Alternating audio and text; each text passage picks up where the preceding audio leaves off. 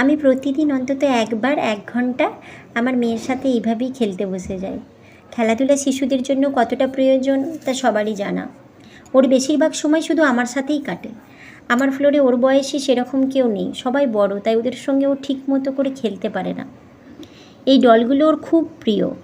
ডলগুলোকে brush করানো, খাওয়ানো, স্নান করানো, একজন বাচ্চাকে সারাদিন যা করা হয় আর কি, সেইভাবে ও খেলার মাধ্যমে করতে থাকে।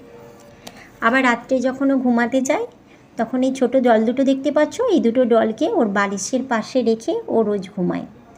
আর বড় ডলটা ওর বার্থডেতে গিফট পেয়েছিল। এই ডলটা আমাদের সবার প্রিয়। ডলগুলোকে নিয়ে দেখতেই পাচ্ছ ও কত খুশি ওদের সাথে খেলে। আর আমি যদি এই ডলটাকে আদর করি না, ও কিন্তু খুব রাগ করে মাঝে মাঝে, ও নিজে আদর খেতে চায়। দেখতে পাচ্ছ, ও ডলটাকে কোলে নিচ্ছিলাম বলে ও আমার কোলে চলে আসছিল, বলছিল মাম্মি তুমি আমাকে আদর করো।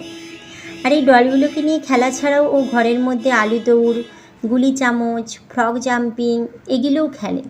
আর বিকালে গার্ডেনে প্রতিদিন নিয়ে যায়, কারণ পড়ালেখার পাশাপাশি খেলাধুলাটাও কিন্তু আমাদের খুবই প্রয়োজন।